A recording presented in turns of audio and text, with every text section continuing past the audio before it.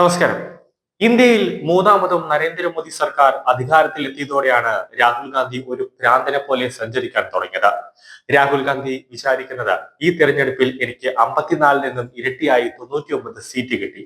എന്നിട്ടും എനിക്ക് എന്തുകൊണ്ട് പ്രധാനമന്ത്രി കസേര കിട്ടിയില്ല എന്നാണ് മണ്ടൻ രാഹുൽ ചിന്തിച്ച് ഭ്രാന്തനെ പോലെ സഞ്ചരിക്കുന്നത്.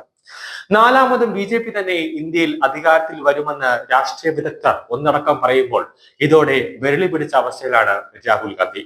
അമേരിക്കയിൽ ചെന്ന് ഇന്ത്യയെ അപമാനിച്ചു. കൂടാതെ സിഖുകാരെ ഉപയോഗിച്ച് ഒരു കലാപ ശ്രമം നടത്താനും രാഹുൽ ഗാന്ധി നോക്കി. അതും പോരാഞ്ഞിട്ട് നിലവിൽ രാജ്യദ്രോഹികളുമായി കൂട്ടുപിടിച്ചിരിക്കുകയാണ് രാഹുൽ ഗാന്ധി. ഒരു നിർണായകമായ വെളിപ്പെടുത്തലാണ് ഇപ്പോൾ പുറത്തു വന്നിരിക്കുന്നത്. അതായത് ഭാരതത്തെ അസ്ഥിരപ്പെടുത്താൻ ലക്ഷ്യമിട്ട് പ്രവർത്തിക്കുന്ന വിദേശ ഏജൻസികളുമായി പ്രതിപക്ഷ നേതാവ് രാഹുലിനുള്ള ബന്ധം പരാമർശിച്ച് ഫ്രാൻസിലെ മുൻനിര പത്രമായ മീഡിയ പാർട്ട് ഡിസംബർ 2 പുറത്തുവിട്ട റിപ്പോർട്ടിലാണ് US ശതകോടീശ്വരൻ ജോർജ് സോറസും രാഹുലും തമ്മിലുള്ള ബന്ധം സൂചിപ്പിക്കുന്നത്. The hidden links between A giant of investigative journalism and US government എന്ന തലക്കെട്ടിലാണ് മീഡിയ പാർട്ടിൽ റിപ്പോർട്ട് പ്രസിദ്ധീകരിച്ചിരിക്കുന്നത്. ഭാരതത്തെ അസ്ഥിരപ്പെടുത്തുക എന്ന ലക്ഷ്യത്തോടെ ജോർജ് സോറസ് ബോസേനയിലെ സർജോവോ ആസ്ഥാനമായ organised crime and corruption reporting പ്രൊജക്ടിന് ധനസഹായം നൽകുന്നുണ്ടെന്നാണ് റിപ്പോർട്ടിൽ പറയുന്നത്. ഇന്നലെ BJP നേതാവ് സംബിത് പാത്രയാണ് മീഡിയ പാർട്ടിയെ ഉദ്ധരിച്ച് പ്രതിപക്ഷ നേതാവിനെതിരെ ആഞ്ഞടിച്ചത്. OCCRPക്ക് രാജ്യത്ത് ഉടനീളം 50-ലേറെ മാധ്യമ പങ്കാളികളുണ്ട്.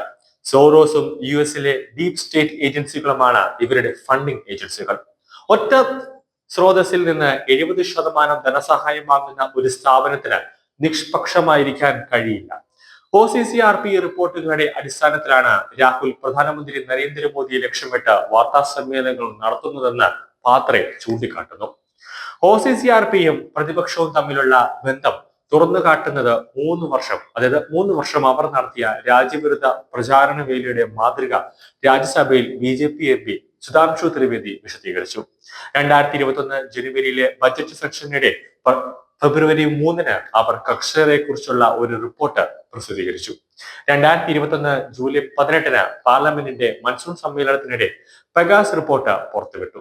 ബജറ്റ് സമ്മേളനം 2023 ജനുവരി 31 ആരംഭിക്കാനിരിക്കെ 24 ഹിഡൻബർഗ് റിപ്പോർട്ട് പുറത്തിറങ്ങി. അതേ വർഷം ജനുവരി 17 BBC documentary India the Modi question പുറത്തു വന്നു. ജൂലൈ 19 മൺസൂൺ സമ്മേളനത്തിന് ഒരു ദിവസം മുമ്പ് മണിപ്പൂർ ആക്രമണത്തിന്റെ പേരിൽ വീഡിയോ പുറത്തു വന്നു. ഈ വർഷം ആദ്യത്തെ തെരഞ്ഞെടുപ്പ് പ്രചാരണ വേളയിൽ 2023 മെയ് 10 കോവിഡ് വാക്സിനുകളെ കുറിച്ചും പ്രസിദ്ധീകരിച്ച ഒരു റിപ്പോർട്ട് വീണ്ടും പുറത്തുവിട്ടു. ഇപ്പോൾ നവംബർ 25 ശീതകാല സമ്മേളനം ആരംഭിക്കുന്നതിന് 5 ദിവസം മുമ്പ് ഒരു US അറ്റോർണിയുടെ റിപ്പോർട്ട് പുറത്തു വന്നു. ഭാരതത്തിന്റെ ചരിത്രത്തിൽ ആദ്യമായി ഈയിടെ നടന്ന പൊതു തെരഞ്ഞെടുപ്പിൽ വിദേശ ഇടപെടലുകൾ ആരോപിച്ച റഷ്യൻ സർക്കാർ ഒരു ഔദ്യോഗിക പ്രസ്താവനയും പുറത്തിറക്കി. അവർ റിപ്പോർട്ട് പുറത്തുവിടും, രാഹുൽ അത് ഏറ്റെടുക്കും. അതാണ് അവസ്ഥ എന്ന് ത്രിവേദി പറഞ്ഞു. അതായത് നരേന്ദ്രമോദി സർക്കാരിനെ താടിയിറക്കി രാജ്യത്തൊരു വൻ കലാപം, ബംഗ്ലാദേശ് മോഡലിൽ ഒരു കലാപം നടത്താനാണ് രാഹുൽ ഗാന്ധിയും അതുപോലെ അമേരിക്കയിലുള്ള ജോർജ് സോറസും ഉൾപ്പെടെ ഒരു പദ്ധതി തയ്യാറാക്കുന്നത്. വിഘടനവാദികളുമായും തീവ്രവാദികളുമായും രാജ്യദ്രോഹികളുമായും ഇന്ത്യയുടെ പ്രതിപക്ഷ നേതാവ് രാഹുൽ ഗാന്ധിക്ക് ബന്ധമുണ്ടെന്ന സംശയം കേന്ദ്ര ആഭ്യന്തര മന്ത്രാലയവും BJPയുടെ മുതിർന്ന നേതാക്കളും ജനങ്ങൾക്കും അറിയാവുന്ന കാര്യമാണ്. കാരണം തിരഞ്ഞെടുപ്പ് സമയത്ത് പാകിസ്ഥാനിൽ നിന്നടക്കം രാഹുൽ ഗാന്ധിക്ക് പ്രത്യേകമായി മാമ്പഴം ബോക്സുകൾ എത്തിയതും അതിന്റെ പിന്നിലും ഒരുപാട് രഹസ്യ അജണ്ടകളുണ്ട് എന്നത് വ്യക്തമാണ്.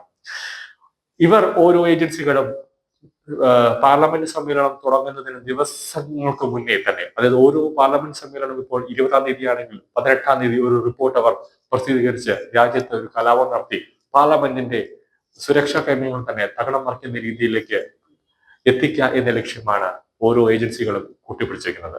അതിനുകൂടെ മുൻനിരയിലാണ് രാഹുൽ ഗാന്ധി ഇപ്പോൾ നിൽക്കുന്നത്. രാജ്യത്തെ കലാപത്തിന്റെ ഒരു ശ്രമം നടത്താൻ രാഹുൽ ഗാന്ധി കൂട്ടുപിടിക്കുന്നുണ്ടെന്ന് ഇതോടുകൂടി നമുക്ക് മനസ്സിലാക്കേണ്ടിയിരിക്കും.